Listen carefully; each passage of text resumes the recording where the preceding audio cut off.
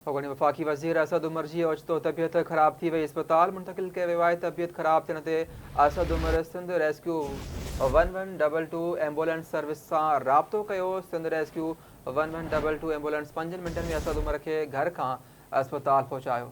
अॻूणे वफ़ाक़ी वज़ीर असद उमर सिंध जी rescue 1122 ambulance service जी वाखाण कंदे चयो त इहा सर्विस कंहिं नेमत खां घटि नाहे।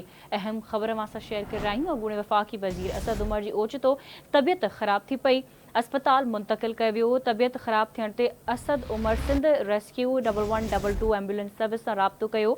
सिंध रेस्क्यू 1122 एम्बुलेंस 5 मिंटनि में असद उमर खे घर खां अस्पताल पहुचायो। अॻूणे वफ़ाक़ी वज़ीर असद उमर सिंध जे रेस्क्यू 1122 एम्बुलेंस सर्विस जी वाखाण कंदे चयो त इहा सर्विस कंहिं नेमत खां घटि नाहे।